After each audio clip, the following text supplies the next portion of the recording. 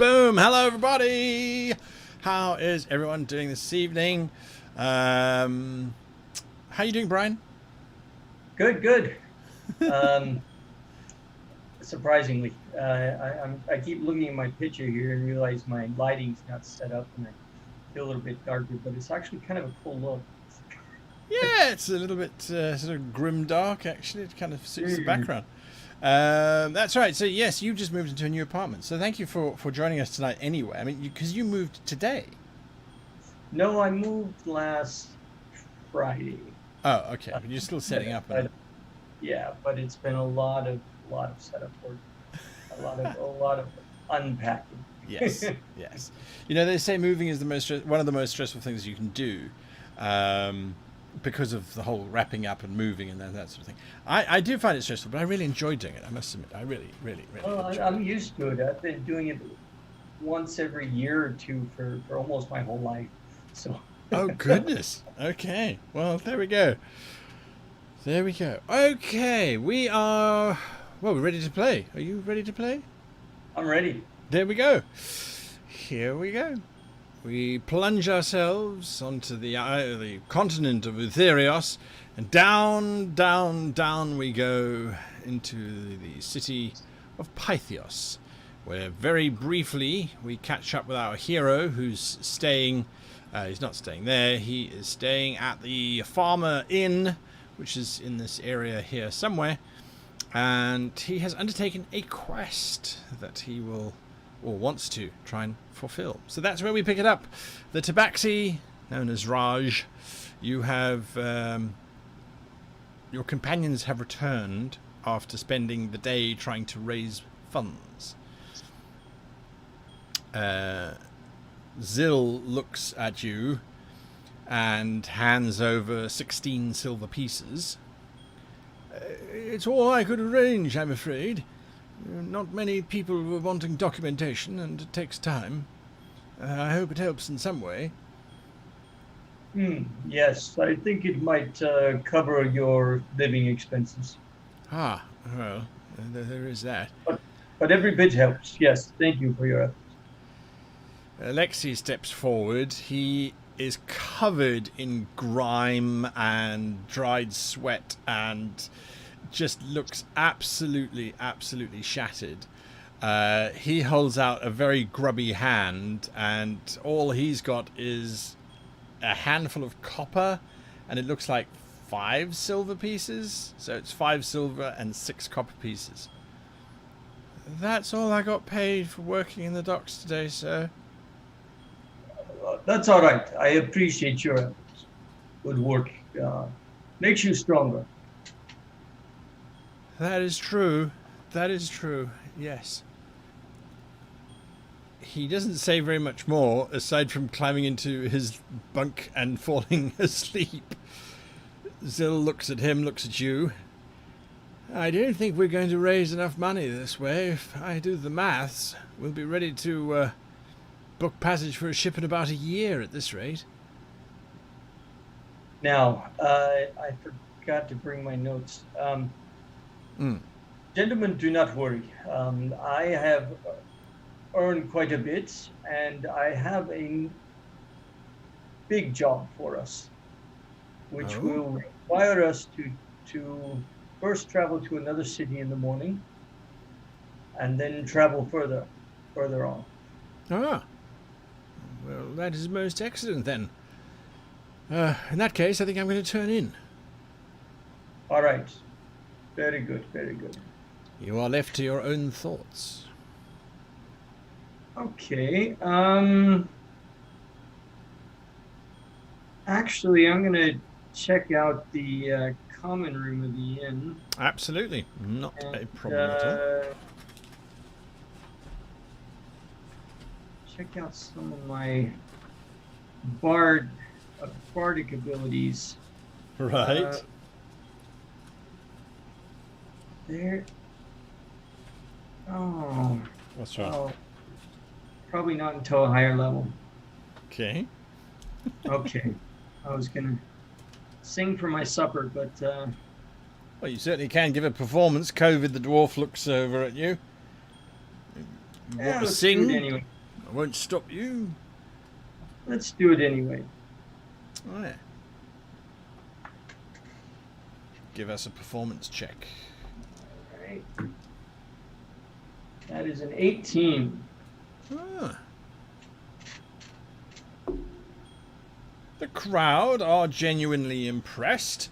There's a lot of hand clapping going on, and several of them sort of shout, "More, more, we want more, yeah, give us more, yeah, give us more, give us more."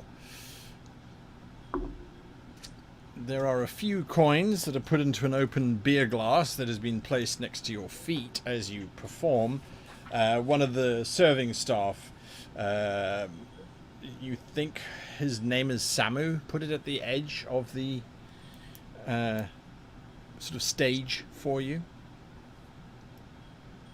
Oh, You carry on wonderful. singing. Yeah, let's go for another round. All right.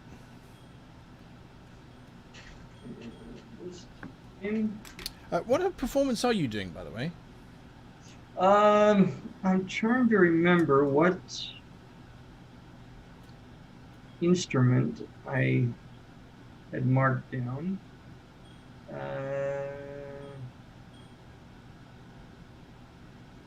I don't think I've heard you perform before, so I'm not sure. No, I haven't marked that down. I was Well, choose one now. debating that one night. I think I was going something around like a pan flute, Okay. something that would make sense for feline paws and still playable. I like it. I like it. Give me another performance check as you Okay. continue on to the night. Rolled that was a 17. 17. The crowd. They're entertained. There's some applause, and they're like, yeah. Do you know do you know the Ding Dong song? And they ask you for a whole bunch of sort of sailor songs and colloquial songs and that sort of thing. Your little beer mug has grown a little bit. You can see it's mostly filled with coppers. No, I'm sorry. I only know numbers from my home country, my homeland. I do not know your local song. But Let's see. Is there... Oh, wow. I would say yes. So, standing up from the middle of the crowd, a Tabaxi steps forward. I have not been home in a very long time.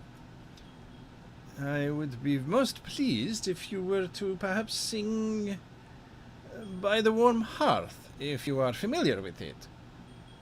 yes, I should know that song. Let us give it a try. But I obviously had not practiced that one very well. I only rolled a 9. 9. He looks at you. He sits critically. After a while, he raises a paw. He does put into your beer glass. Where are we now? He does put into your beer. Yeah. He was kind. He does put into your beer glass a silver coin. Thank you for trying. And he then sits back down with his companions. You managed to raise the princely sum of 2 silver and 7 copper. Okay. I want to go talk to this Tabaxi. All right. Tell me, my friend, how long have you been in this city? Oh, I have been in this city quite some time. I have not been home for many moons, as a matter of fact. I see. What do you do here? A little of this, a little of that. You know how it goes, eh? Hey, got to make a living somehow, eh? Ah, yes. Are there more of our country folk here? Not that many, but yes, there are a few. You are looking to settle down in the city? I came here on a mission from my father.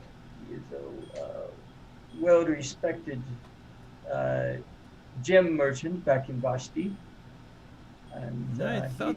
asked me to set up a trade route for certain gems between this city and Vashti.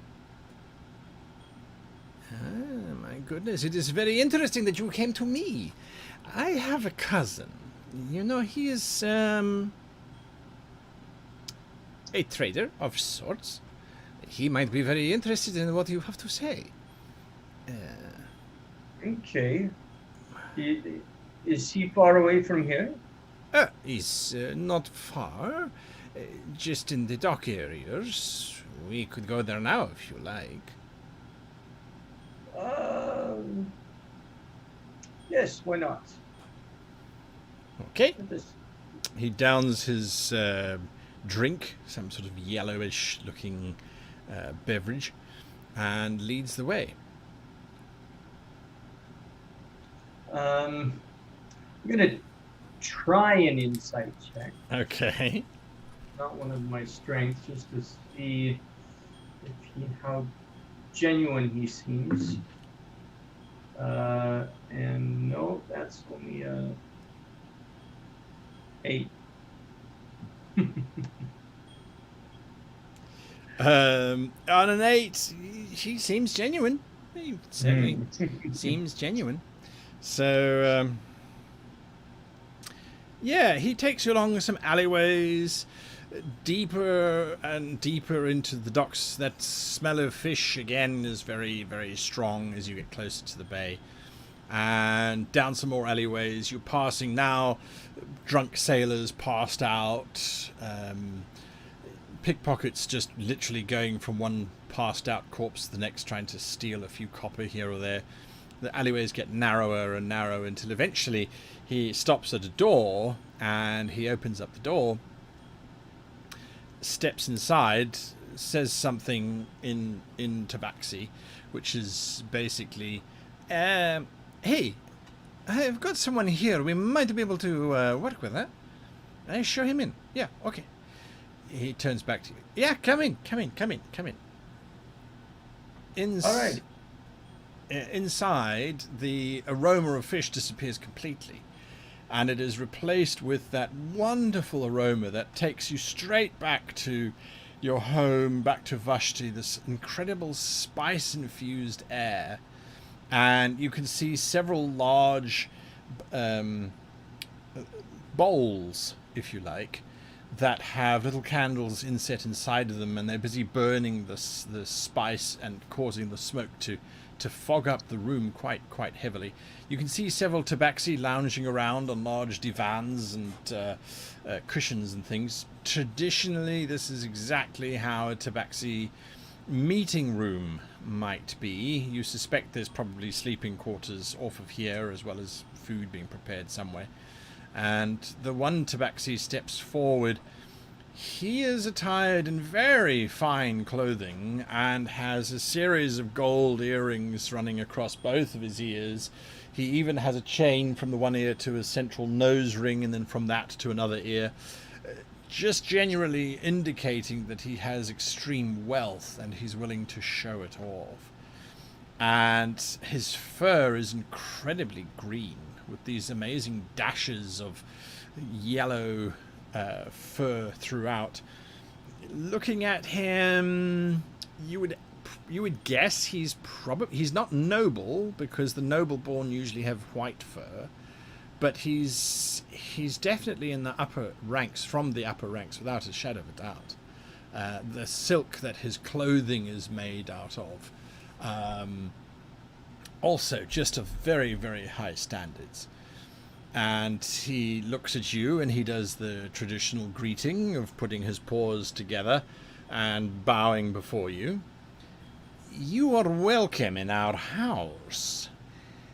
I am informed you are a gem merchant.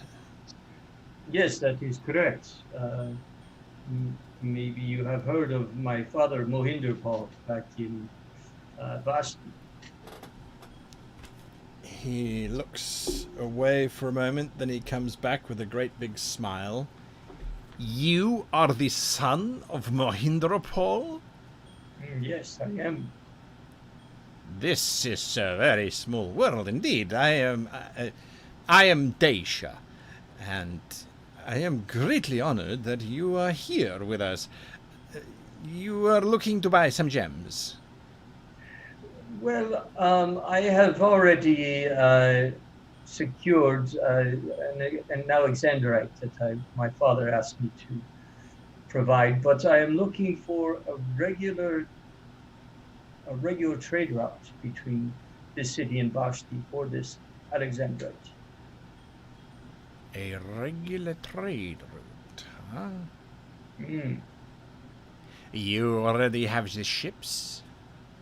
Uh, I unfortunately lost my ship uh, at sea. We were attacked by a very strange sea creature.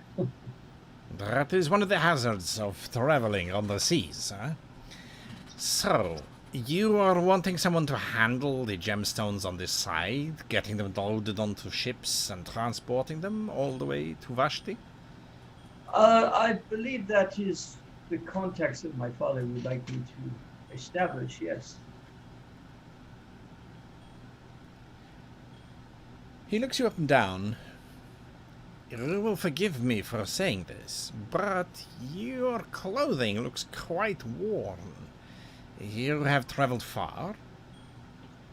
Yes, yes. Like I said, we were almost lost at sea. I barely escaped with my life. And now I have traveled quite a ways to this city. Did you escape with Corin? I have a little bit left. This will not do. The Tabaxi are already looked upon as being subclass citizens here. My friend, you're the Alexandrite that you have been given. You are purchasing it from one of those gem merchants in the streets above? Yes, yeah, that's correct. They are all peddlers to the commoners. Mm. I will secure you an Alexandrite. How many carats do you wish for it to have? I believe somewhere between 10 and 20 will be enough for an initial purchase. Such a small gem, that seems hardly worth your journey all the way here. Well, my father wanted to see if I was capable. I understand. Do not pay for the Alexandrite that those surfers people will sell you. I will find it for you. Have no fear. It will be ready for you within a few days. In exchange, you will use us for your cargo transportation needs between here and Vashti. Is that agreeable? I would much prefer to deal with my own countrymen. Yes. Ah, man after my own heart. Excellent. Now tell me, what do you do aside from buying trinket gemstones for your father? Well, in my travels, I have learned a few things. Um, I just met your friend who brought me here after performing in the inn that we were staying in. The one who was with you at the inn, he leans forward and says, no offense, but he is better suited as a gem cutter than as a performer, eh? Yes, unfortunately, that number was before my time. I do not know it well. Unless there is anything specifically that you want to do, the rest of the evening will be passed eating bits of dried fish and sort of a rice-like dish in a traditional way that Tabaxi always get together. There's always food available, and there's general chatting and talking. Daisha is originally from Vashti as well, but has found living in Pythios a little bit more to his liking than anything else. He runs various operations and will happily oversee the export of your Alexandrite and whatever other gemstones you might want back to Vashti. he has a friend who has several ships which might be procured for the purchase, for the transport of those gems, and it's really just a case of getting your approval that you're happy with the gem, and the ships will be on their way. Okay. Thank you so much for your help. One question: I do not know the customs of this city. If I had previously asked another gem merchant to find this gem for me, and I do not return to them, would they come after me? Not in this city. Don't you worry. They are, how will we put it?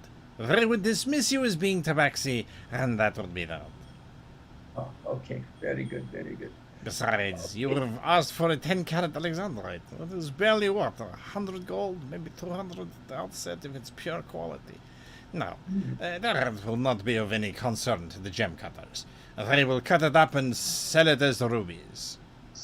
Okay, wonderful. Now, I have an errand to run, and so it will take me a couple days before I return. This is no problem. All right. Oh, what was the name of the gem cutter that you purchased it from? Do you remember? Was he human? No. I believe it was a gnome. Ah, I see. It was a gnome. The name escapes me. Well, that's all right. There is only one gnome that I know of, and it is... he is not anyone to worry about. You'll be fine. Fine. Okay.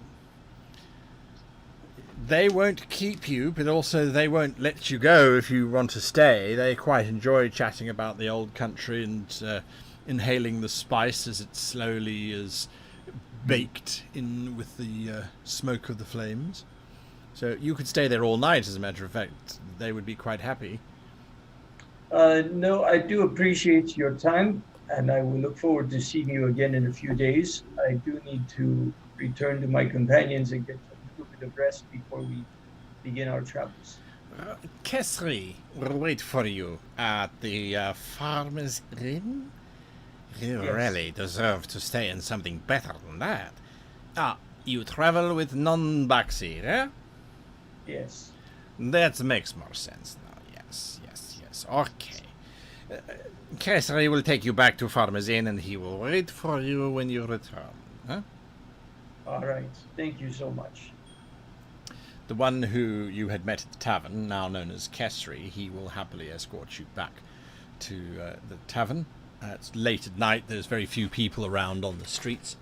But yes, it is into a snore-filled room that you climb, as both Alexei and Zil are completely passed out. Okay. Get little rest I can before we take off. Okay, not a problem. I'm just making a note here. You did record that 2.7 gold. The coins. that I Silver. got. Sorry, 2.7 silver. Yeah. Yeah. Yes, I did. I did record that. All right. So the sun slowly rises in the east, as it is wont to do. And are you taking Mios and Zil with you, or are you sending them back to work?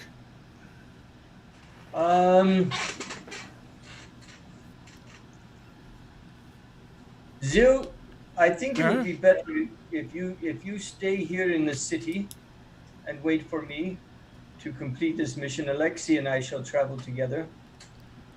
I won't say that I am unhappy about that. I've had far too much travel already. I shall continue my scribe work. It might not be much, but at least it's an honest living. Good luck. All right. When do you expect to return? Hopefully in 2 or 3 days. Ah. Well, if I could give you some advice, perhaps. Please Since do. We are now heading into more traditional parts of Utherios. If you are not too familiar with the customs and whatnot. The lord of the areas. There are various areas of Utherios, but the lords are generally the ones that are in command of the armies and the general day-to-day running of the areas under their control. But it is the wives who are in charge of the home and ultimately of the lord. Just remember that. Maybe that'll help you wherever it is you're going. We'll see you later on then. Good luck. Farewell. All right. Okay, let us go check on Kinvar. Kinva. The guards look at you as you arrive. Did you know that your horse knows how to open doors? He is quite an amazing creature, yes. Aye. Damnedest thing.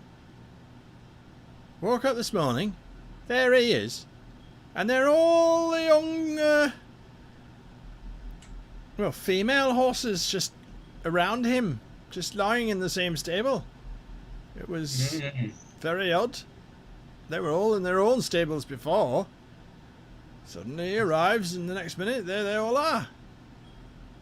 Anyway, they don't seem harmed.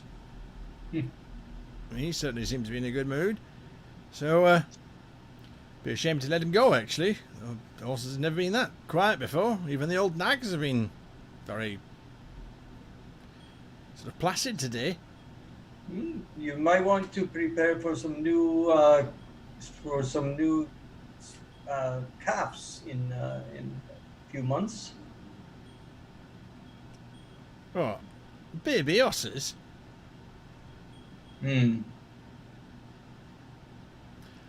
Oh, I get your meaning, sir. I get your meaning. Well, in that case, then, your horse is the right regular player. Best get him out before the captain finds out. He's not too keen on that sort of thing. Kinvar walks out, looking very happy with himself, looks at you, gives you a nod. So, where are we going? All right, we are making taking a look at the map. We are first going to Eula, and then beyond Eula, we must go north to Piketon.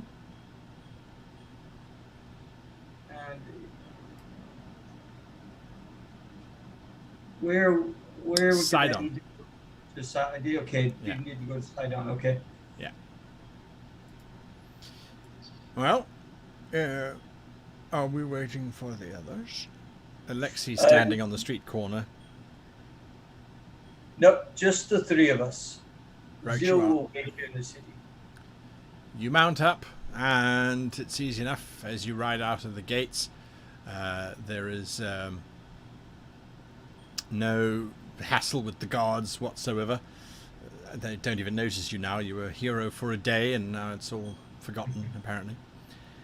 The journey from Pythios to Eula is a good 15 miles or so. So, taking it at a fairly brisk pace, you eventually get there after about 2.5 hours. Your journey there is very pleasant. There are rolling fields on either side of corn slowly growing, and every now and again a small little hamlet or a village where there's always fresh water for Kinvar to drink, and sort of locals doing their bits and bobs. When you arrive at Eula, it's very small in comparison to all of the other towns and places that you've seen in Utherios. It's even smaller than Nexi, as a matter of fact. It doesn't have an outer wall. There's no giant imposing castle looking down upon it. There is, on a hill overlooking Eula, though, a very large, very white, very columned structure that looks to be the manor house of the lord that rules in this local area. There is, as you arrive in the town square, which is really the totality of the little town itself, a very sad-looking sign that says Heroes Guild, and directly above it, it also says the Red Nebula, and it's got a picture of the sort of red comet splashed across. It looks like a tavern. Okay. Let us go there. All right. Alexi Kinvar, if you can wait here, let me go inside and find out what is the errand that the Adventurers Guild would like us to do here. I'll guard Kinvar. I'll guard the boy. Yes, I was about to say the same. They both nod at you, because neither of them understands the other. You head inside the Red Nebula, as it's been called.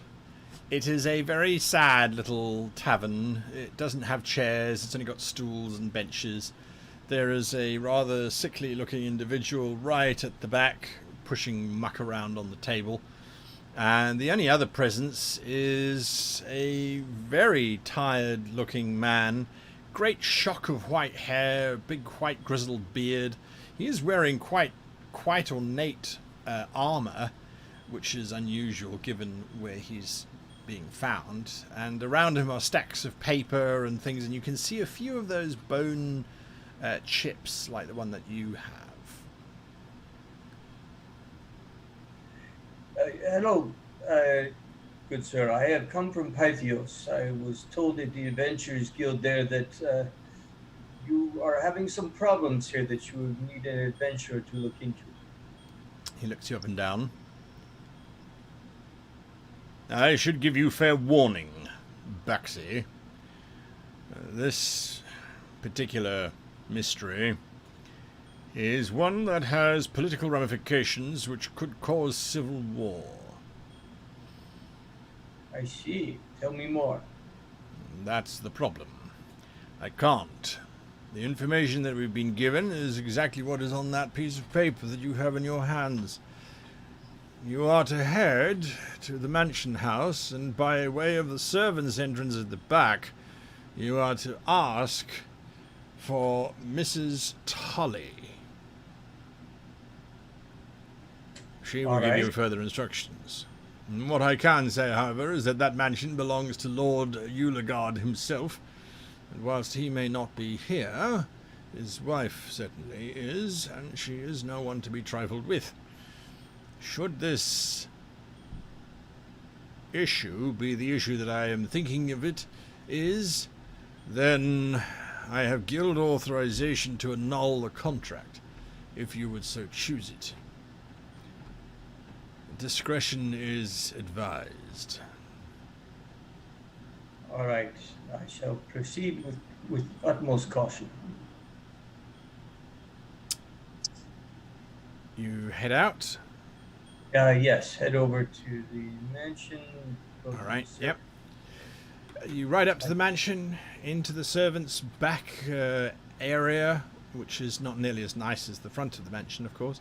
And you can see there are dozens of slaves moving around, servants moving around, and a low curved arch leading inside the structure itself. You ask for Mistress Tully, and a very tall, thin elf steps forward. I am Mistress Tulai, if that is to whom you are referencing. Yes. My name is Raj. I was sent on a mission from the Adventurers Guild. You will present me with your adventurer's token and the bounty page, if you please. For verification purposes, you understand. Of course. Here you go. She looks at the two of them. Very well. Your slave can remain outside for now. This is a private briefing. All right. Alexi, please stay outside with Kinbar. He gives you a salute. Mistress Tu Li leads you deeper into the home and into these very whitewashed walled spaces. It's very clean and very light and airy, and it's almost like being in a dream, as there's draperies of fine silks that hang across the windows, letting in the breeze but keeping the heat without. Eventually she gets to a small room which she opens with a key, and she leads you inside. Once you are seated at a fairly comfortable chair, she sits opposite you. The information I'm about to give you is under strictest of confidence, and I would hope that your discretion would be of the most highest priority. You have my word. Furthermore, it should be stated that if any of this becomes public knowledge, it will be considered a spurious act of slander on your behalf and have no connection with my mistress whatsoever. Is that understood? I understand. Very well. My mistress, the Lady Eulagard, believes that her husband is cheating on her with some woman in the capital of Pythios. She cites as evidence his return 3 days ago without his wedding ring. He seemed not to notice that he was not wearing the band, but she is convinced he removed it whilst having a dalliance with some noble in Pythios. She wants evidence to prove this so that she might have him publicly humiliated and removed from his position so that she might take his place in ruling the area around Eula. You are to find and provide this evidence for my mistress. All right. I have done similar missions before. I can do this. It is important to note that he only departs on a full moon, and the next full moon is due in 3 days' time. I see. All right. Then I shall return in 3 days' time to follow him. You are welcome to follow him from now. The mistress will pay you 25 gold per day whilst you are providing useful information as to his movements, his whereabouts, whom he is meeting, and so on. What about accommodations for my two companions? There is an inn in the city, in the village centre, known as the Red Nebula. I believe it is perfectly adequate for your requirements. All right. I do believe my acquaintances in Pythios should be able to wait. Okay. All right. I shall do this. Very good. In the interests of best facilitating your access to his lordship, we have secured you livery as befitting a serving assistant within the house itself. She takes a large bundle of clothing and puts it on the desk in front of you. The status of this particular position will allow you access to almost all of the chambers within the manor house if you act discreetly. It is always advisable to have a tray with some kind of beverage upon it, as his lordship and her ladyship both require drink at regular intervals. You should not address the mistress at all in this matter, and if she is to enter the room, you should discreetly depart. Understood. Any further questions? No, I do believe I understand what is to be done. When should I begin as a servant, pretending to be a servant? And you can begin at your earliest possible convenience. I do not know. This is your investigation. If I had it my way, his lordship would simply be taken out into the town square and flogged. All right. Let me settle my companions, and I shall return as quickly as possible. So be it. she shows you back out to the courtyard where young Alexei is waiting eagerly with Kinvar. All right, Alexei and Kinvar, we shall be staying here until the full moon in about 3 days. During that time, I must pose as a servant in this household to do some investigation work. So in the meantime, I will find the best accommodations for you at the Red Nebula, and I shall stay here at the manor. Oh. Well, can we help somehow? At the moment, it would be better if I worked alone. This requires as much discretion as possible. Should we tell Brother Zill? Isn't he expecting us back tonight? No. I told him we would be gone for 2 or 3 days. So this should time out just perfect. Well, are you going to need me for the next 2 or 3 days? Not inside of the house, no. Is there anything that you would like to do? Noticed that his lordship happened to have a few stables round the back whilst we were talking with whoever it was you were talking with inside. I'm fairly certain I could find lodgings there. That would be preferable, yes. That would be better quality. Let me arrange that. Suits me, he says. Setting up young Alexei at the tavern is fairly easy. It's going to cost you 5 copper a day. All right. That should be easy. All right, Alexei, this is where you will stay. Please keep yourself busy, but do not get into trouble. Yes, sir. Maybe practice on your weapon drills or something. He nods emphatically.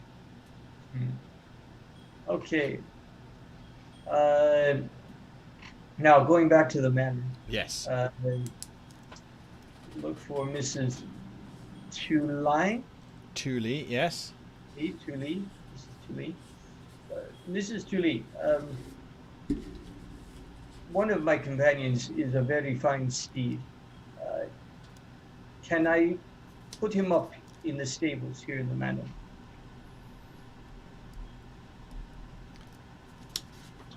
I don't see why that would necessarily be a problem, although that wasn't part of the original agreement. Do you believe this beast will be of importance to you on this mission? Of utmost importance. I see. Well, I will make arrangements with the stable hands. All right. Then I shall escort him there. Yeah, you get him in. The stables are quite extensive, as a matter of fact. Kinvar, there is one thing that you may help me with. Oh, While you are here in the stables, keep an ear out for the Lord, if he should come around, because we are spying on him, and this way you may assist me in my attempts to find out his comings and goings. Have no fear. I shall be your eyes and ears. Wonderful. All right. I shall get to work then. I will come and check on you daily. I'll be here. Okay, so head back into the manor. All right, you've done your clothing, your livery, what I assume? Yes. Change clothes. The mistress looks you up and down. Well, I guess that will do. This is in Tilo, Antillo will be helping you accommodate and adjust around the house. He, like yourself, is a servant. If you have any questions, direct them to him. It would not be appropriate if you were to be seen asking me questions. Is that understood? Yes, understood. Antillo looks at you. He's a spry young human. Gives you a nod. I will show you around. Come with me, huh? All right, let us get to work. He takes you on a tour of Ulegard Mansion. It is quite extensive. There's a west wing and an east wing and then the central wing. And the west wing is only used for sort of summer time when it's cooler. And the east wing is used in winter, obviously. The Lord is currently out, but is expected back tonight. Or at least the late afternoon. And your duties will be to basically serve at dinner, which is just carrying the trays. They'll give you what trays to take, and you just take it into the room. They serve themselves. They don't get waited on, as is tradition in a Utheriosian house. Aside from that, there's not much else that he can show you, unless there's something specific that you want to look at. No. For the moment, I think I shall just stand on alert for the Lord Ulegard to... Oh, I nearly forgot. I should show you where his lordship's study is. He might call for drink, in which case you are expected to provide it. Simply take the decanter in, and he will choose what he wants, and then you will leave. Very good, very good. He shows you into this particularly large study. It's adorned with the various corpses of animals that have all been slain in a hunt, presumably. From all over Utherios. There are even some from Vashti. You notice there is one of the large saber-toothed cats, a very distant relative of the Tabaxi, but completely and utterly unintelligent, except being top apex predators. There is even one of their heads against the wall, looking down with its great big saber teeth, glaring at everybody with great big glass eyes. He likes to kill things. I see. Yeah. He looks at you, he looks around the room. Between you and me, he likes to kill things with his bare hands. He is quite strong. You will not make him mad. We'll remember that. Thank you very much. He shows you where the drinks cabinet is, and the Lord's desk, which has got piles of papers on it, and then he takes you around on the rest of the house. Okay. Is the Lord in the house at the moment? He will be returning this afternoon. All right. Then I shall wait for his return, and then go to my post to serve him with drink as needed. All right. Well, it is a few hours as you watch the household go about their business. And eventually the Lord arrives. He's riding a particularly large warhorse. He dismounts with a very, very graceful movement. And as he strides forward, you can see he carries himself like someone who is exceptionally confident and exceptionally strong as well. He's also rather hairy. He has a great big black beard, and the parts of his arms and chest that show from underneath his armor are also equally covered in quite a lot of thick black hair. The armor itself is all bronzed, as is the style, and he has the large Corinthian helmet, which has got the great big plume over the back of it. And as he's walking, he takes off a piece of armor and he just holds it out. And servants are running backwards and forwards, taking it as he's doing stuff. He strides past you, and Tilo says, Master, this is your new... Oh. The man has already walked past him without even stopping for a moment. Go! You must take the drink to him now. He will be thirsty. Yes, right away. So I'll follow him. All right, you take his decanter along on the tray with him. He strides into his study. He unclips his cloak, which he just leaves to drop on the floor. The servant will pick it up at some point. He goes and he sits behind his desk.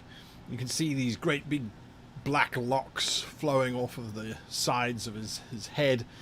And as you come forward, he looks at you and says, no, I don't care for that this day.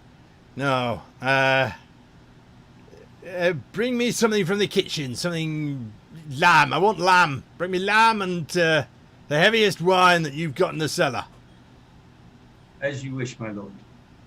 I shall arrange it right away. You go scurrying back to the kitchens. Mistress Tooley looks at you. His master has a request. He wishes to have lamb and the finest wine. I expected as much. Very well. It will be prepared in the next few moments. You will wait for it and then take it back in again. What kind of mood is he in? He did not seem in the mood for any other drink. No, his attitude. Did he seem happy or unhappy? I could not tell. Not familiar enough with him. I see. Perhaps it was too much to expect. Right. Well, the various cooks and things have prepared the sort of dishes and things. You're given this large tray with hunks of lamb on it. It is incredibly juicy lamb, as in very, very rare on the bone. And there's the real Tabaxi. So yes, it's incredibly juicy lamb with a big decanter of wine on it. You take it through to his lordship? Yes. All right, give me a perception check as you arrive at the doors to the study.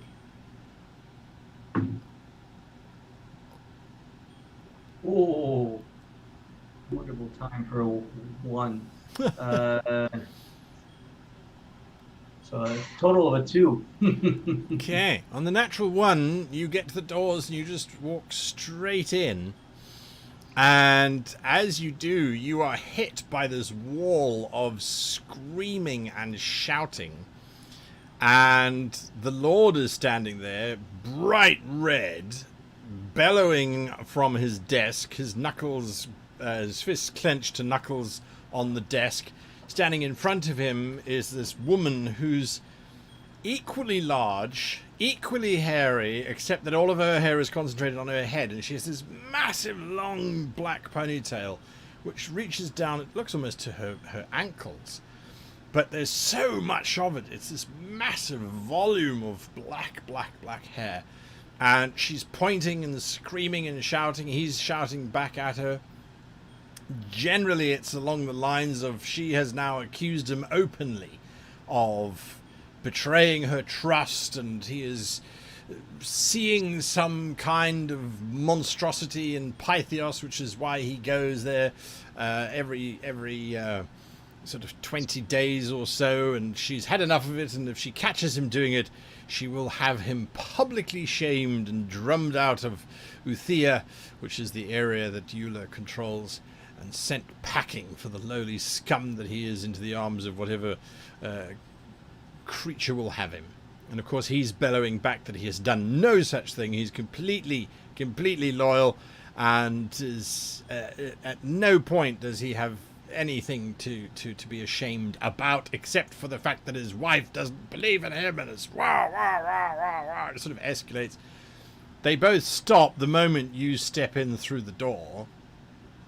And the woman looks at you and screams, "Can't you see we're having a conversation?"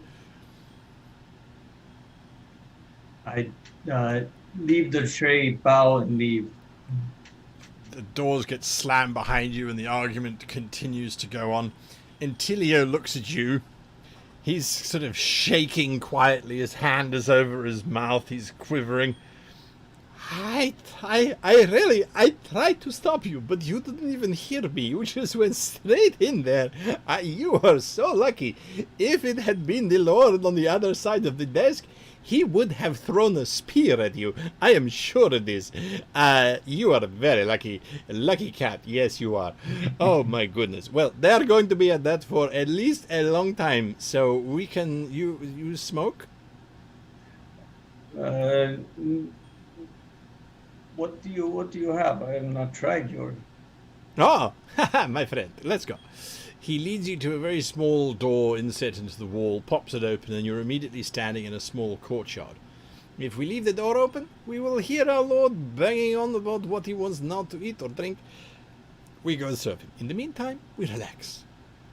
He sits down on this white marble bench and pulls out several little rolls of paper, pulls out a tobacco pouch and starts rolling up a cigarette for himself and for yourself. It's quite cool out here, and you can't hear the screaming and shouting coming from within it anymore. So, what do you think? You think the Lord is cheating on the lady? I do not think there is enough evidence yet, but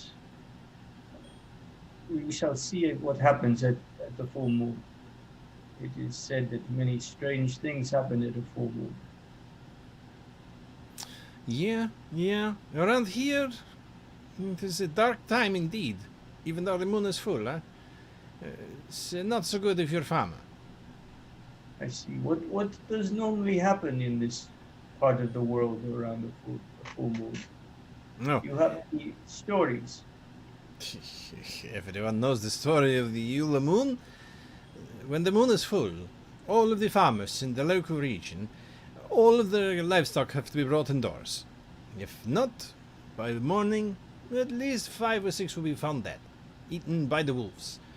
They say the wolves are in Utherios forest, but that is a good 15 miles away. I've never heard of a wolf traveling 15 miles to kill a sheep. Anyway. I see. Has there ever been talk of the werewolf? Oh yes. Oh, all the time. There are many that come to Yula to hunt the wolf of Yula, but they have never found him. And I think this is because he does not exist. He's the owner of the Red Nebula. He likes to say there's a werewolf running around Yula. I think it's maybe just, people, sheep get eaten by a bear or a wolf, and it's this or that. It's a custom now. It's been going on forever. So I don't see why it would now suddenly be a werewolf, unless he's very, very old. All right, very interesting. Well, thank you so much for your information. I would like to go back and, in case the Lord needs my services again, I would like to be on standby. Oh, very diligent, very diligent. It wasn't information. You know this is how you make friends, right?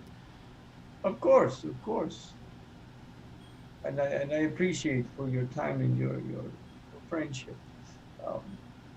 I just think that there is something missing, and I would like to listen more to the Lord and what He is doing. Okay.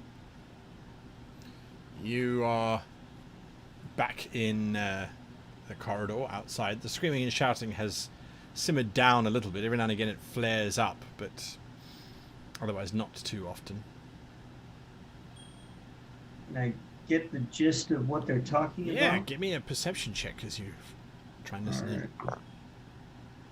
Oh, that one's a little bit better. A 9. Yeah, there's some murmuring going on, and you think that there is... It sounds like the couple are trying to calm one another down. They're trying to make up for the shouting, and there's a bit of apologizing going on.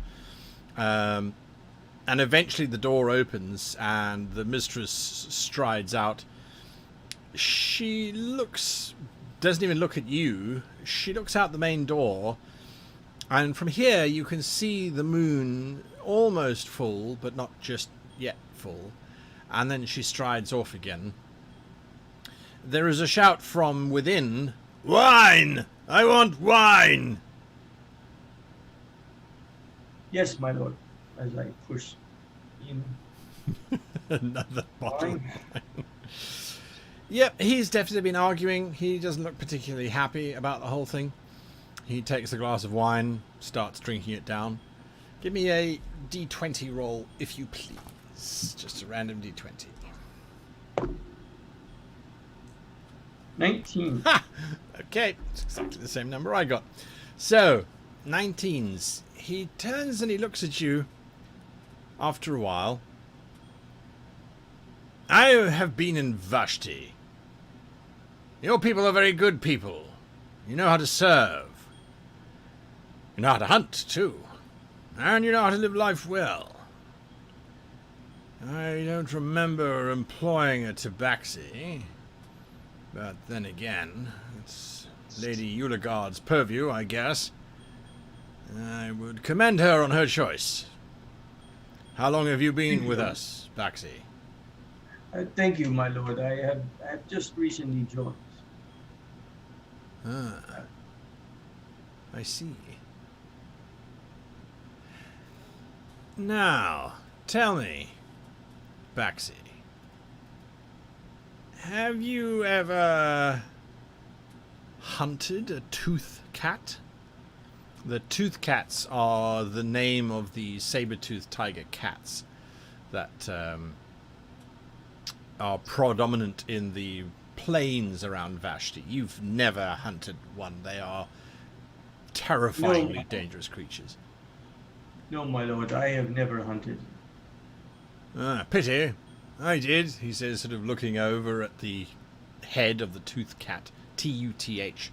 Tooth cat. Tell me, Baxi, what did you do before you became a servant?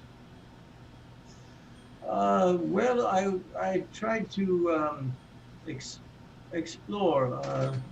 I caught my way on a ship bound for Pythios. Unfortunately, was lost at sea. And in my wanderings, that is how I came here in Yulan and found employment in your house. Would you say that you're lucky?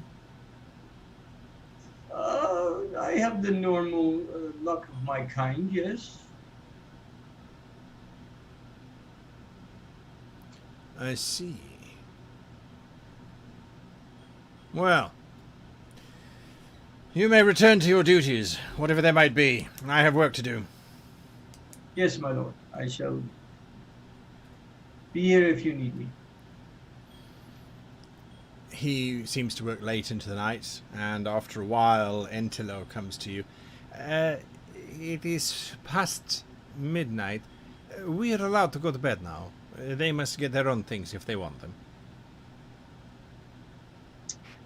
All right. I just watch a little bit longer, then I go to sleep. Suit yourself. You know where the dormitory is. Yes, thank you. Do you stand where the servants normally stand, which is in a fairly well-lit spot in the corridor, or do you... No, actually, I'm gonna go a little bit stealth, and since it's this late at night, and look for some shadows too. Okay, give me a stealth check.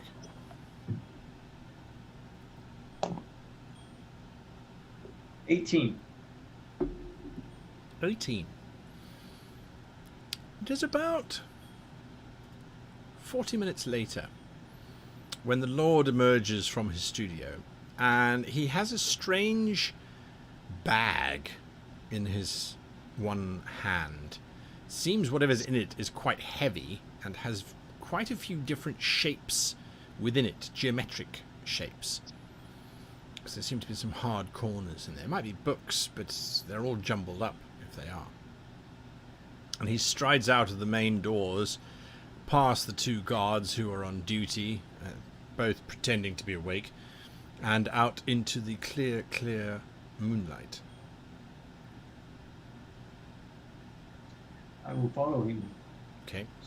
as stealthily as I can. Yeah, you're very light-footed, and admittedly there is gravel outside of the main villa, but his footsteps are so heavy that it's easy enough for you to mask your own. There are plenty of sculpted trees and statues to long-lost heroes and uncles and fathers and aunts and all the like for you to hide behind. Eventually, he clears the estate grounds altogether. This has taken about 20 minutes walk so far, up a very large hill. He takes out something from the bag and starts to build it on the surface of the bag, whatever it is. From this distance, you can't see exactly what it is. Do you want to get closer? Yeah, try and get just a little bit closer. Okay. He is quite fixated on what he is doing. It is a very quiet night, however. He does not hear you. You can see the glint of something gold or silver in the moonlight, and it looks as if he's putting together a rather complicated sextant. A triangular-shaped instrument with various hoops at the bottom, which allows him to work out exact longitudes and latitudes of the area that he's in. And once he has assembled that, he then starts to look around using the sextant from the villa to, you can see the little lights of the city, or the town of Eula below, and then from there outwards. At one moment he sort of scans right across where you are, but he's looking through the various eyepieces of the sextant, and so doesn't see you at all.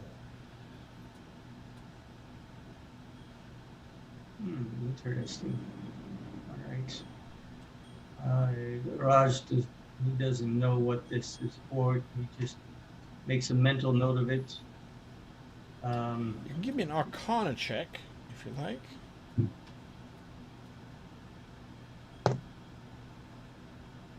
$18. Well, he's definitely working out the amount. He's working out distance between places, because you watch him measure from some fixed point not too far away. He strides that out, and then he measures to another point, and he measures to another point. You can see that he's got a little book tucked into his belt, which he pulls out every now and again and scribbles notes in. And then he takes more and more, and he sort of watches the moon and the movement of the moons and that sort of thing, until eventually, after about a good 40 minutes of this, he packs up and starts to walk back towards the villa. All right. Wait for him to pass by before Sure. following you. Okay. Yeah. It's not difficult at all to follow him back to the villa.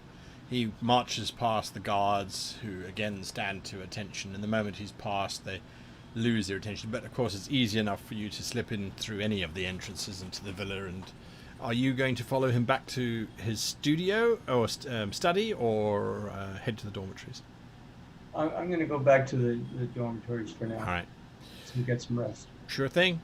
The following morning, it's breakfast around the servants' table. Everyone is eager to share their stories and what's going on and that sort of thing. The stable hand is there.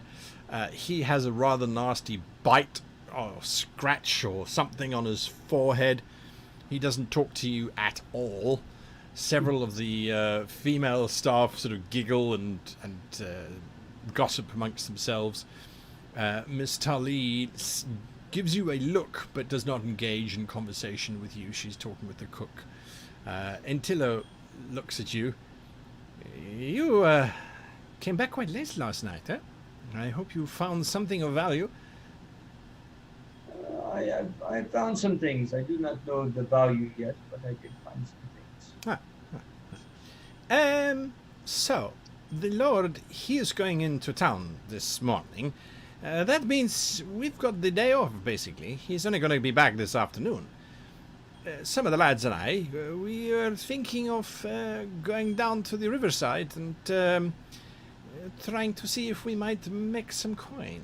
Are you interested in coming with us? or are you going to stay here?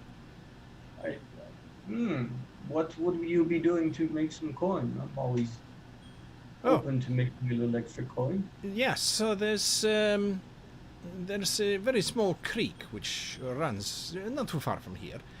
We go down there every now and again, and we basically flush out any of the beavers that are starting to build dams. It disrupts the crops and farmers further down, and every beaver pelt we bring back, we can make anywhere between 5 and 8 silver, depending on how big the beaver pelt is. All right. Let's do it. I shall join you. Excellent, excellent. Once his lordship has left, we will head off. All right.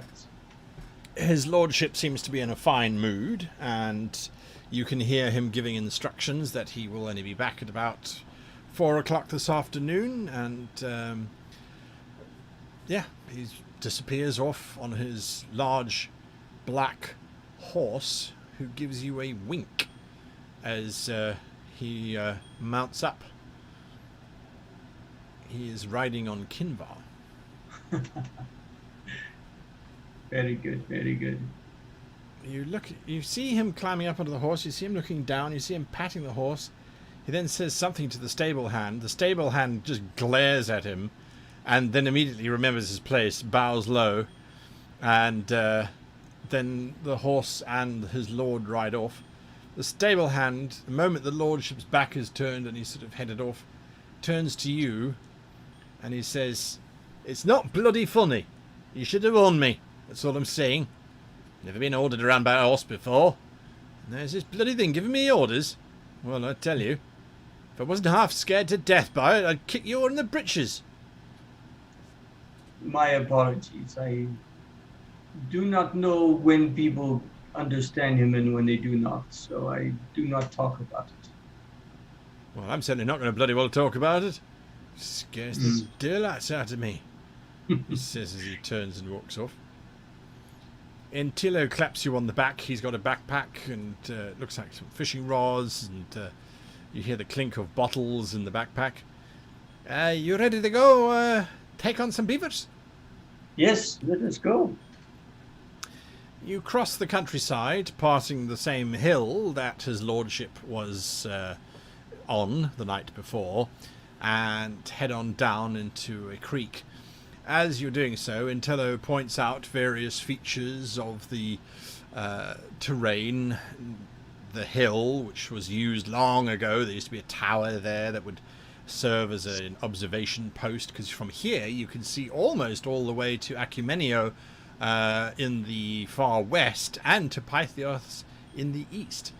And so it's always been used as a lookout and that sort of thing. The creek itself is quite large, as you discover, and there are indeed several beavers that have been building, or started to have built, a dam already, starting to congest the river and cause the stream downstream to be a little bit weaker than it should be. Have you ever killed a beaver before? I cannot say that I have, no. There are 2 important things that you must know before you try to take on a beaver, eh? Okay. Don't get hit by its tail, and don't get hit by its teeth. All right. Make sense? So we do this from a distance. Hey, if you can, that's great. The problem is, if they are not close to you, they will turn and start swimming into the lake.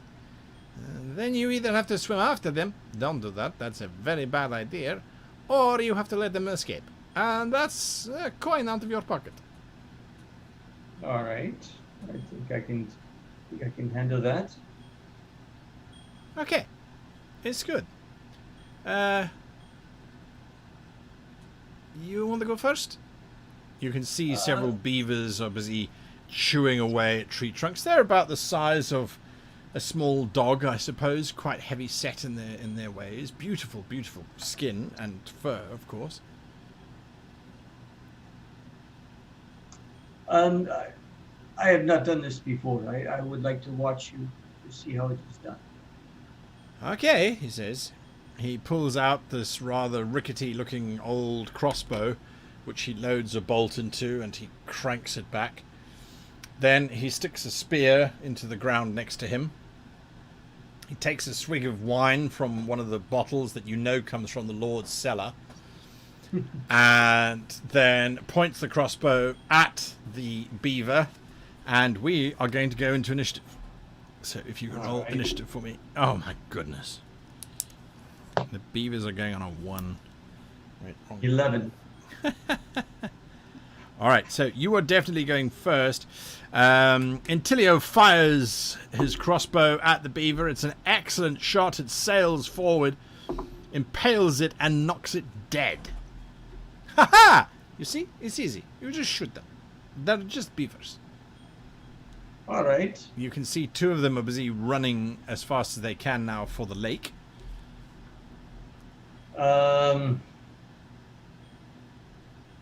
Guess I have my light crossbow with me.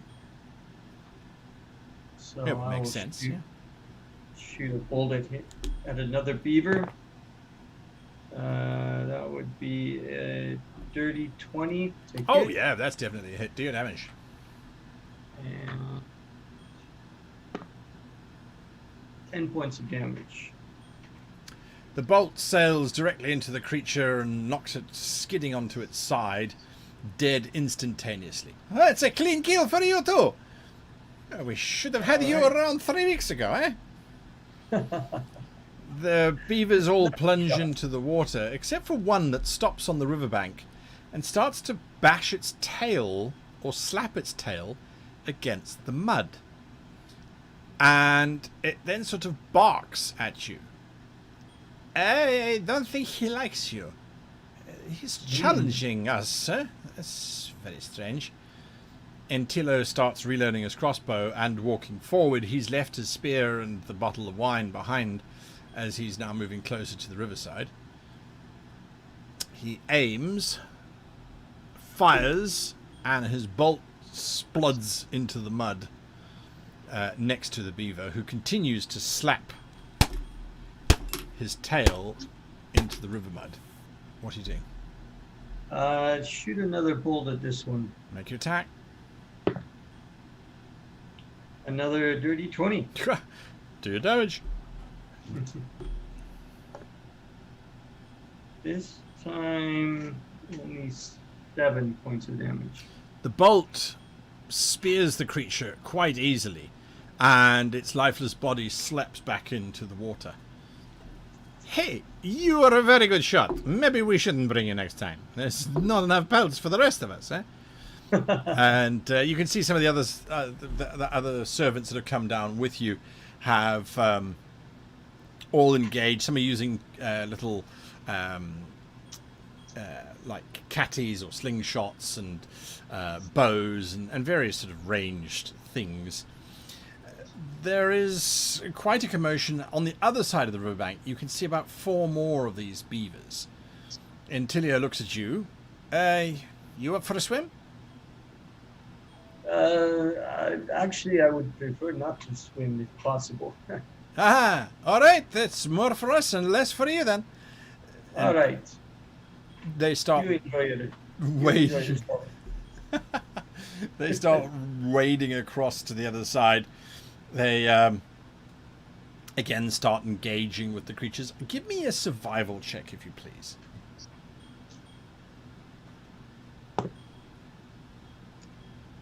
$15. Where the creature was slapping the mud, it created quite a depression, and since you're standing nearby, you have to, in order to collect its hide. You realize that there's a small depression of water in that slap, but the water seems to be quivering, almost as if it's being disturbed by something. But there is nothing, not even wind at the moment, to disturb it.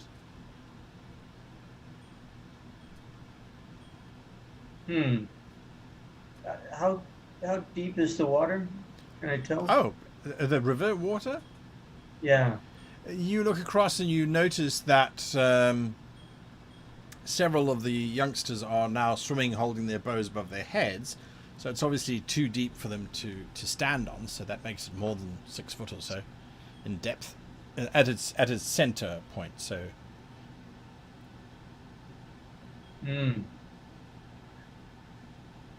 I shouted them, quickly get ashore. I think something is coming. okay, they listen. Some of them, none of them. 3 of them are still swimming across. They don't hear your warning. They're busy splashing and struggling to try and get across and that sort of thing. There is a brief moment where the disturbance in that puddle stops. And then suddenly the water erupts in this great big wash of liquid. And rising out in front of these 3 very young individuals, it looks like a human, but then it has the face of a beaver. And the first thing it does is, as it rises out of the water, propelled almost as if it's been swimming quite quickly, is this large tail which immediately it flicks around. Only as the tail is coming around, you can see spikes popping out the sides of it like fins. And it decapitates all 3 of the servants as they are looking up at this thing. Its tail just whips straight through them. You're on one side of the river, Utherios is on the other, and this creature is in the middle. Utherios does not know what to do. Give me an Arcana check.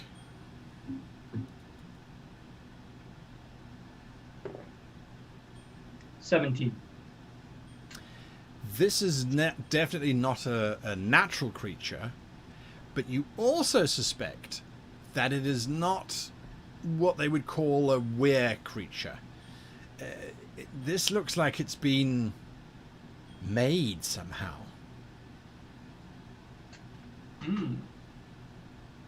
Very interesting. Well, pick a number between 1 and pick a number between 1 and 4, including 1 and 4. 3. 3. As it's finished decapitating the individuals, it splashes down into the water, it drops into the water, and then it bursts out of the water about 6 foot away from you and lands 3 foot away from you with water washing off of its sides and things. You can definitely see one arm is huge, very muscular. The other arm is not so strong. The chest has got great big scars all over it. The head, it is definitely a beaver of some kind, but it seems deformed and exaggerated. The front teeth have been sharpened to spikes, well, to points rather than to the flat squares that they normally are, and it stands directly in front of you. What are you doing? All right. Witch Bowl at 2nd level. And that is a 17 to hit. Oh, that's a hit. That is definitely a hit to your damage. Oh, yes, to your damage. And that's 2d12, 6, 12 points of damage. 12 points of damage. Okay. You slam 12 points of damage into it. Are you going to do anything else? You're going to concentrate on the beam. Keeping concentration, keep concentration and back up at the same time. Well, you can back up 5 feet. Okay. Yeah, right. just back up a little bit, keeping concentration. Okay. The creature lunges forward. It covers the gap that you've managed to make. It's only 8 feet. It covers that distance very, very quickly. And it just spins around with that great big paddle-like tail coming out with the bony spines on the sides of it. And it tries to hit you. It gets a 17, which is above your armor class, I believe. Yep. And it slams into you. You take 8 points of damage as this tail just rips through your clothing, and it just absolutely there's a huge amount of power behind this attack. From the other side of the river, you hear Utherios shouting, "I am coming!"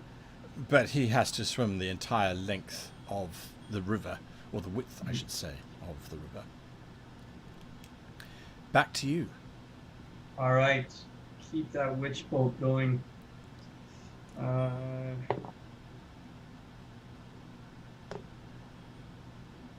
10 points of damage.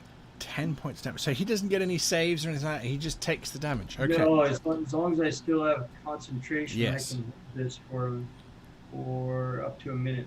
Okay, that's fine. You say 10 points damage? Yep. Okay. Now, when you took damage, I mean, it was less than 10, so it doesn't matter. All right. So you are burning into this. You can see the flesh around it is just turning black and destroys it. It's definitely wounded. Blood is starting to seep out of the wound where your beam is cutting directly into it. It's going to try and bite you this time. It can't swing again. It doesn't seem like it's got the strength. It's a 15. That's another hit. Your armor class hasn't gone up anywhere else, has it? Nope. No. All right. That's it's a hit on 15, and this time it's only for 6 damage. As its teeth gnaw into you. All right. Keep going. See if I can get a little more damage this time. Okay. And I did get a lot better. 23 points this time. 23 points of damage. Your beam cuts it in half and bursts out the other side of it as this whole thing just collapses in a bloody mess in front of you. Swimming across the river is Utherios. You can see he's splashing across as he's desperately trying to get to you. It lies at your feet, smouldering. Oh.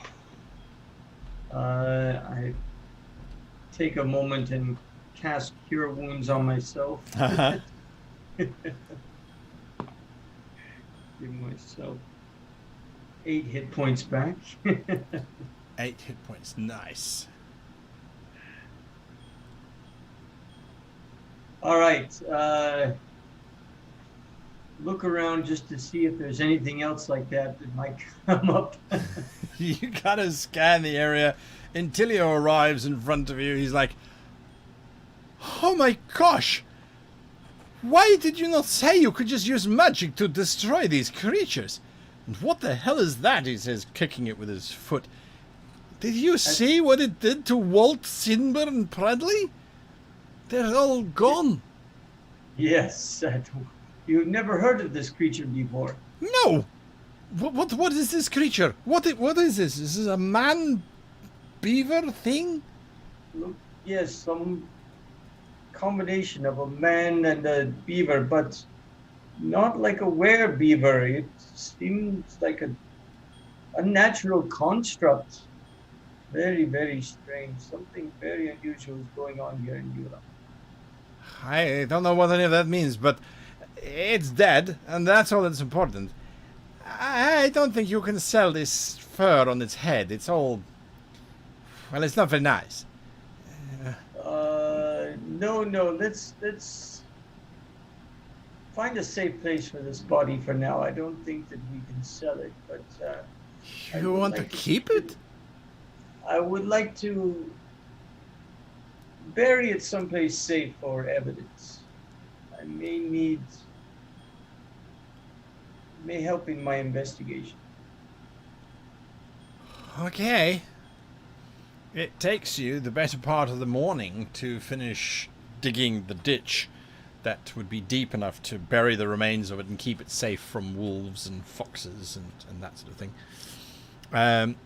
Utherios makes a vague attempt to get the bodies of the 3 dead servants, but he freaks out when he finds the top half of the cranium of one of them, and it's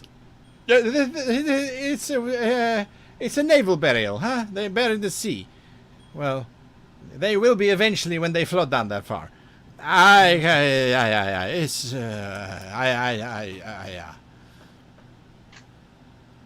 Yes, let us get back to the manor. I think the Lord will be back soon. Oh my goodness. What are we going to tell the Lord about those three? I would tell him the truth. We cannot tell him the truth. Why not? We were supposed to be working. We have been out here. What are we going to say? Oh, great Lord, when you went out shopping, we decided to take a day off. We cannot say that. No, We will be fired. You have a good point. Oh, I know.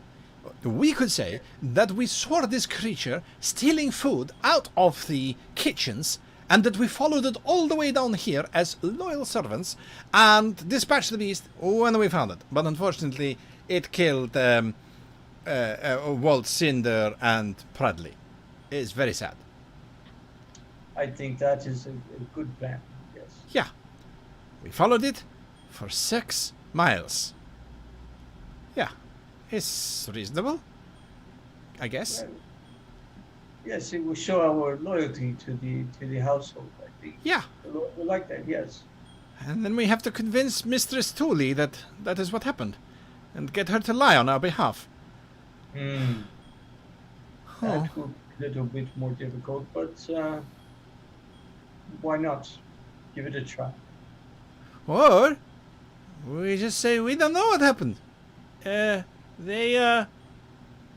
We've not seen them all day. We've been polishing boots in the boot room. Hmm. That may be easier, as we were working hard and they were the ones who were goofing off, and so we do not know what happened. Yes, Yeah, I think that one is easier. Hmm. yeah, certainly. They're dead. They can't say that they weren't doing that. All right. Yes. So let's get back quickly, and make it look like we have been here all day. Get back and clean ourselves up, and get to polishing some boots before the Lord returns. And so the two of you make your way back towards Eulagard Villa. And that is where we end tonight. That certainly didn't go where I thought it was going to go. But anyway, big shout out to, I believe, Frederick Schmidt, whose birthday it is today. I have seen going on in chat. So there you are. A happy birthday to you if you are in the channel still. I think that's the person whose birthday it was. I'm not sure. Just correct me if I'm wrong. Nonetheless, in my head, I'm singing "Happy Birthday" to you. So there you are, Brian. Thank you so much for playing. I hope you had fun this evening. Oh yeah, yeah. Did it kind of go where you were thinking it was going? Well, being out of sorts tonight, I was scrambling to remember what happened last week, so I had no plans for tonight. So it was just very, very interesting. This mission was a little more. It was a little more time than I was expecting. I was hoping to do this quickly in Eula and then move on, but apparently we're going to be in Eula for 3 days before we can go on to the next. Yeah, perhaps. Hopefully the Circle of Death doesn't have problems with that. Well, we shall see. We shall see. Anyway, I hope all of you had a good evening with us as well. I've seen the chat going on, talking about all kinds of weird and wonderful things, and quoting me on things that I like to say often. I shall work on trying to eliminate those from my vocabulary. Apparently, I say various bits and pieces too often, as well as great big slap or something along those lines. I don't know, they were quoting me. I'll have to go and read the chat. Oh, and it just slams into you. Apparently I say that quite a lot. Anyway, thanks to all of you for watching, and stick around. I'll do my post-game analysis, which is going to be a case of I made it all up, and we'll see where that goes. Or maybe I didn't. Maybe it was all planned. Anyway, find out in 5 minutes when I return with a fresh cup of coffee or possibly a glass of banana milk. Brian, until next week, thanks so much. Goodbye. Bye.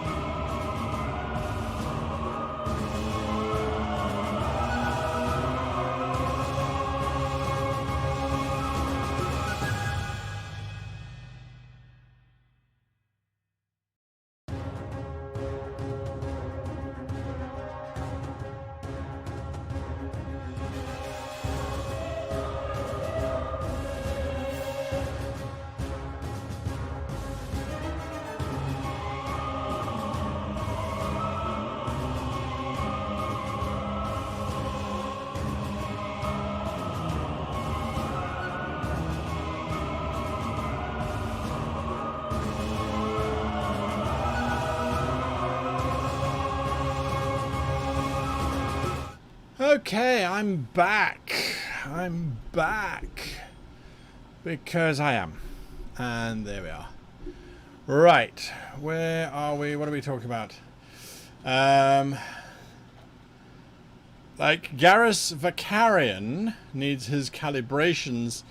You need your catchphrases. Well, I suppose that's true. That's true. I guess that is true. Right, so where were we? Where are we? Counterface says banana milk. What the?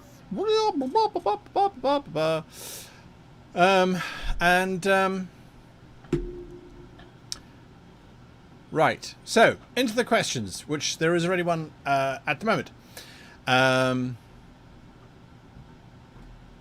Captain Pricer says, do beavers have more than one hit point? And where did you get the idea for a beaver hunt?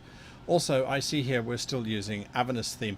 Well, we're using music that's written by Darren Curtis. So he wrote Avernus, he wrote Ghost of Saltmarsh, he wrote Wizards of Kunbari, plus a whole bunch of other stuff. So I absolutely adore his work. Okay, beavers, very good question. Beavers, I gave them one hit point each. They were literally just meant to be not fun, because I don't think it's ever fun to go out and kill animals, but I think that they were meant to start the idea of combat going.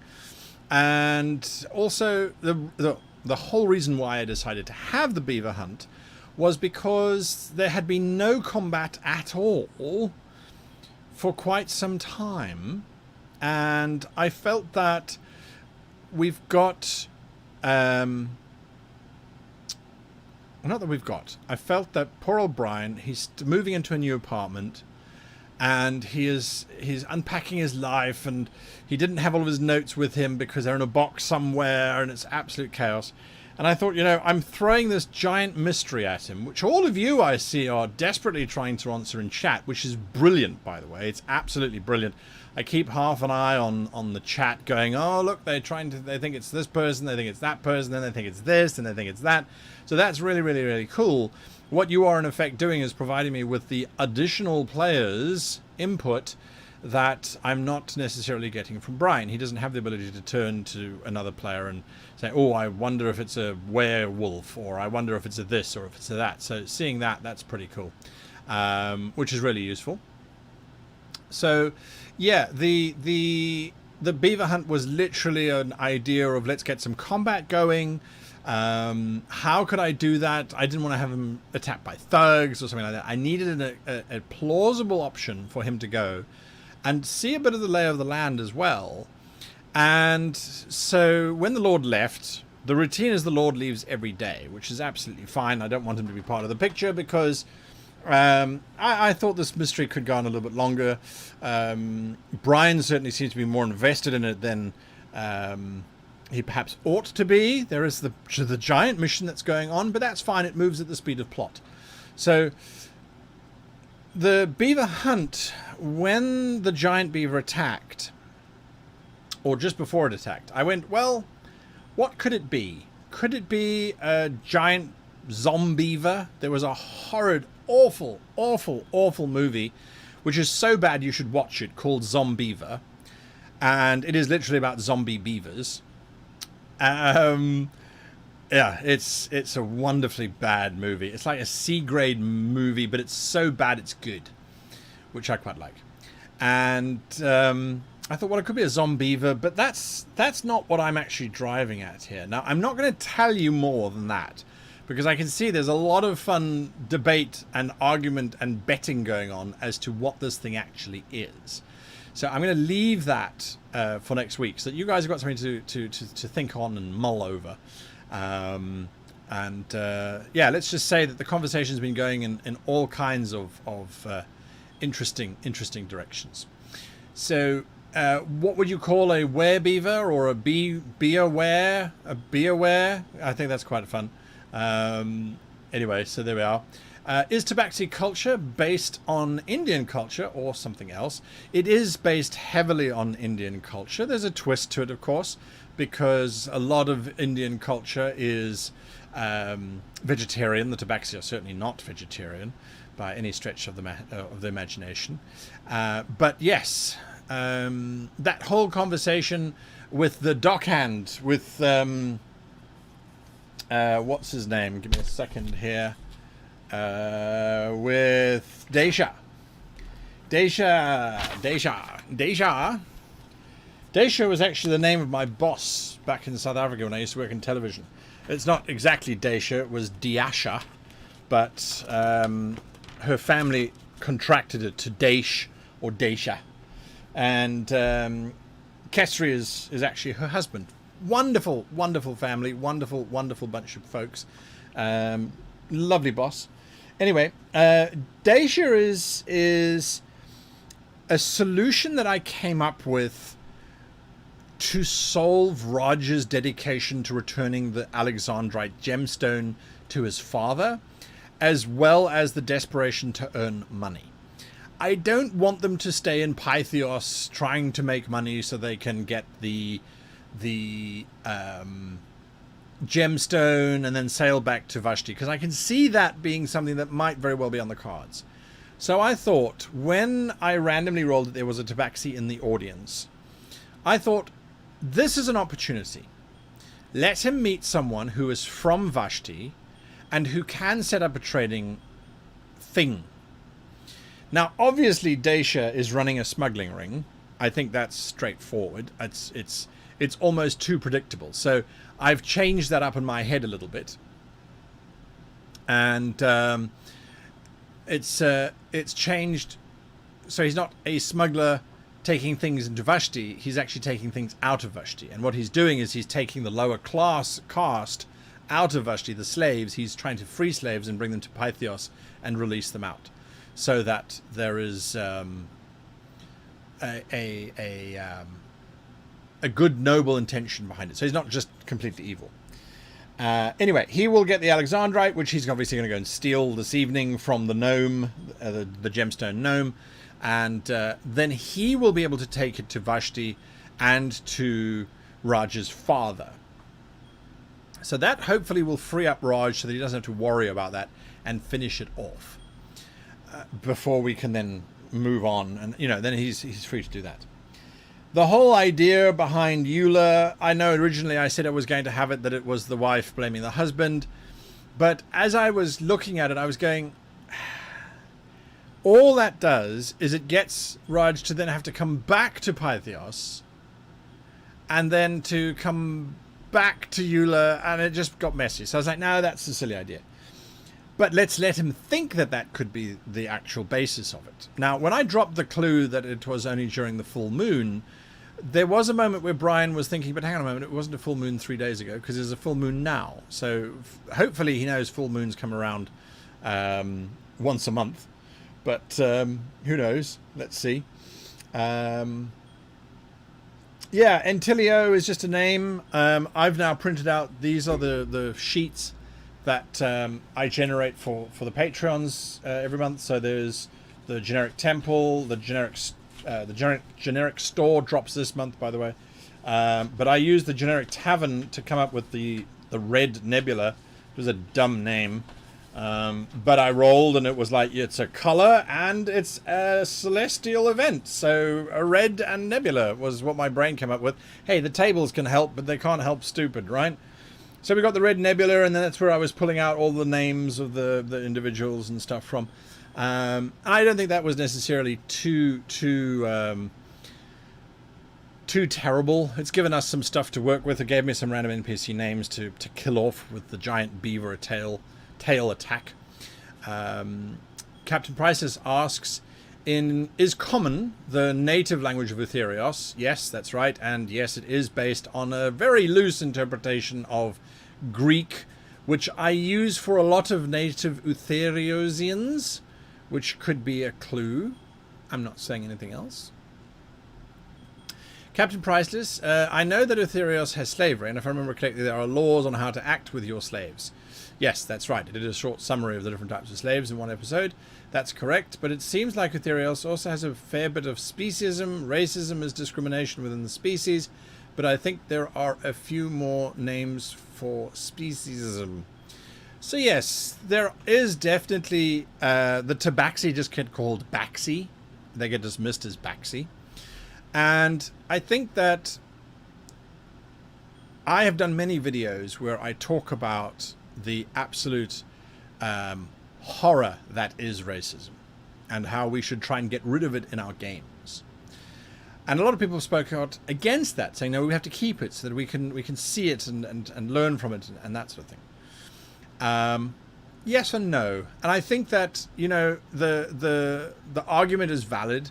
So the elves, for example, that they met, Tatsu and company, they treat all other species as inferior. So you could argue that was like the British Empire way back when. And the Utherians, the humans, yes, have a disdain for the Baxi and that sort of thing. And I think, yeah, it kind of, I don't know, it feels as if it's right to show it in this kind of way, because it shows people that it's stupid, that it's silly, because it really is. It absolutely is. I think, anyway. I don't know. There you go. So that's my take on that. And yes, the rule of slavery is basically the rule of slavery from ancient Rome, where you had slaves for different functions and different purposes, and they weren't allowed to sort of work outside of that space. That was what they were bought for, and that's what they were used for.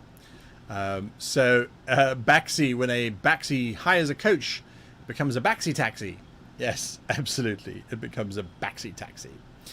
The main plot, where the priestess is off and is doing her evil, dastardly stuff in the Pillars of Nicodamnos, well, she's just going to take a little bit longer to get there.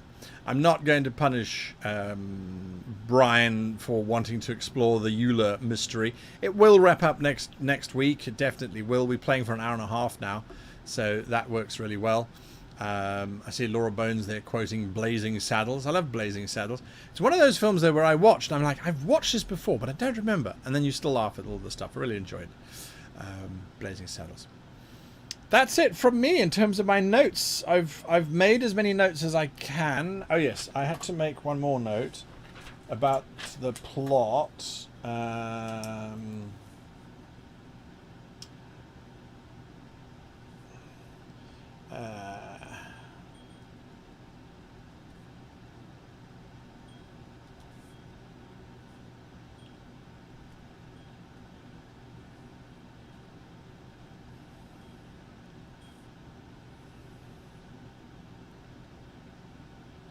That's right. Okay, cool. All right, so yeah, this is something that I really miss doing, is being able to make notes straight away and go from there. Folks, I am really tired, so I am going to love you and leave you. There is no more Mercs of Mischief tomorrow, which is sad in one way. In another way, I'll be able to get a lot of work done, which is great. So there is that. And Captain Prices, one day I'll join you guys again. It was a lot of fun the last time round. But yes, I am. It's quite hot today, I think. It's actually very hot today. So I think that's kind of a little bit draining. Anyway, to all of you, thanks so much for hanging around and chatting and that sort of thing. And I will see you all again on Sunday for live sessions with a GM. Till then, goodbye.